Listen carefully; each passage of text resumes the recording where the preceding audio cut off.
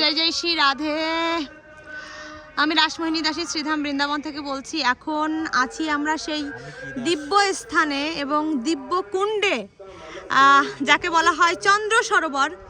যে চন্দ্র সরোবরে আর সরোবরের তীরে হচ্ছে অষ্টকবিদের আবাসস্থল ছিল। অষ্টকবিরা এখানে অবস্থান করতেন এবং এখানে তারা বিভিন্ন পদ রচনা করতেন, পদ গায়ন করতেন। এবং দেখুন 8টা স্তম্ভ আছে এখানে, মানে 8টা, 1টা, 2টো, এই যে দেখতে পাচ্ছেন 3টা, 4টা, 5টা, 6টা, 7টা, আর এই যে সর্বশেষ 8টা।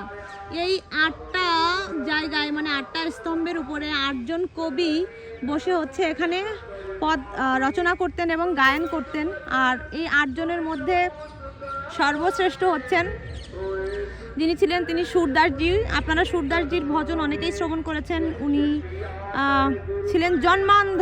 উনি শ্রীনাথজির রূপের বর্ণনা করতেন নিত্য, তার যে অন্তর্দৃষ্টি সেই দৃষ্টির মাধ্যমে। আর এই স্থানে সুরদাসজির হচ্ছে সমাধি রয়েছে। আপনারা যখন শ্রীধাম বৃন্দাবনে আসবেন গিরিরাজের পাদদেশে এই স্থানে অবশ্যই আসবেন। সুরদাসজির সমাধি, সুরদাসজির ভজনের স্থলী। এবং এই যে একটা মেহেল আপনারা দেখতে পাচ্ছেন, এই মেহেলটাকে বলা হয় জল মেহেল। মানে এই মেহেলের মধ্যে স্বয়ং গিরিরাজজি অবস্থান করেন। গিরিরাজজি এখানে প্রতিষ্ঠিত করা আছে। তো এই সেই চন্দ্র সরোবরে শুধু ভক্ত সজ্জন আমরা এখন সেই দুর্লভ স্থানে বসে আছি। আপনারা শ্রীধাম বৃন্দাবনে আসলে অবশ্যই চন্দ্র সরোবর দর্শন করতে আসবেন। অতি অতি দিব্য স্থান এই চন্দ্র সরোবর। আর সুরদাসজি ছিলেন হচ্ছে নিম্বাক সম্প্রদায়ের আচার্য এবং সুরদাসজি সারা পৃথিবী বিখ্যাত। ওনার ভজন, ঠিক আছে, হরিদর্শন কি প্যাসি আখিয়া, हरिदर्शन की प्यासी अखिया,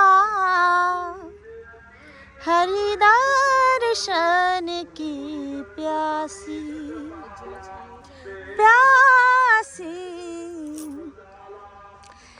देखो चाहते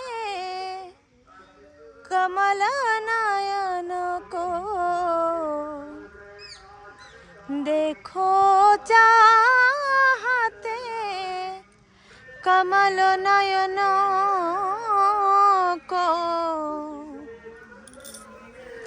निशिदिन रहा तो उदासी, हरि दर्शन की प्यासी अखियाँ, হরিদর্শন কি প্যাসি।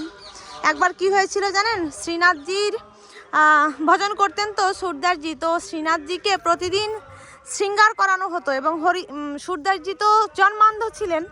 তো উনি প্রতিদিন শ্রীনাথজির রূপের যে বর্ণনা, অঙ্গভূষণের যে বর্ণনা, সেই বর্ণনা করতেন। ঠিক আছে, শ্রীনাথজি কী ধরনের পোশাক পরেছেন, কী ধরনের মতির মালা পরেছেন, তারপর কী ধরনের কঙ্কন পরেছেন, সব কিছুর বর্ণনা উনি ওনার পদের মধ্যে করতেন।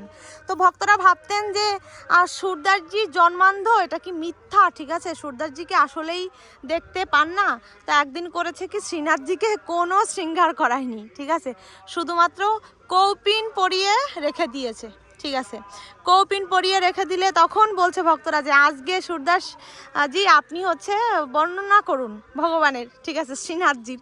তখন সুরদাসজি হাসছে আর বর্ণনা করছে যে আজ হরি তো দেখি নঙ্গাম নঙ্গা। ঠিক আছে, যে আজকে তো দেখতেছি ভগবানের শরীরে কাপড় নেই। ঠিক আছে, এবং এমন বর্ণনা করছেন, মানে ভগবানের যে অঙ্গের শোভা সুরদাসজিকে এতটা বিমোহিত করেছে এবং এমন বর্ণনা করছেন, তো ভক্তরা সবাই অবাক হয়ে গিয়েছে।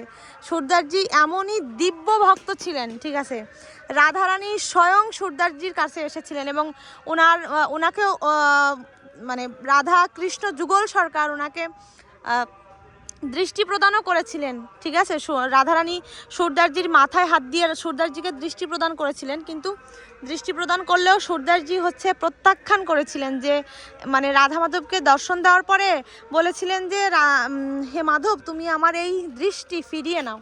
কেন ফিরিয়ে নিতে বলেছিলেন? যে আমি এই যে চোখে, ঠিক আছে, এই রূপমাধুরী দর্শন করেছি, এই রাধা মাধবের যে রূপ শোভা দর্শন করেছি, এই দৃষ্টিতে আমি আর এই পৃথিবীর কোনো কিছু দেখতে চাই না। তো উনি আবার ওনার সেই আঁখ মানে চক্ষু ফিরিয়ে নিতে বলেছিলেন ভগবানকে। এরকম মহৎ ভক্ত ছিলেন সুরদাসজি। তো আপনারা যখন শ্রীধাম বৃন্দাবনে আসবেন, আপনারা অবশ্যই এই স্থানে আসবেন, এবং ওই পাশটায় হচ্ছে সুরদাসজির সমাধি রয়েছে, এবং সেই সময় সুরদাসজির সেই কেলিকদম বৃক্ষ, তমাল বৃক্ষ, ঠিক আছে, এখনও পর্যন্ত রয়েছে। এটা গিরিরাজের পাদদেশে এই চন্দ্র সরোবর। আপনারা সবাই আসবেন, ঠিক আছে। আর বেশি বেশি করে আমার ভিডিওটা শেয়ার করে দিবেন ভক্তরা, যাতে দেখতে পারে এই দিব্য স্থান। আসলে দিব্য স্থানে শেয়ার না করলে ভক্তরা কি করে দেখবে, তাই না? তো বলো বৃন্দাবন ধাম কি জয়, বলো চন্দ্র সরোবর কি জয়, বলো সুরদাসজি মহারাজ কি জয়।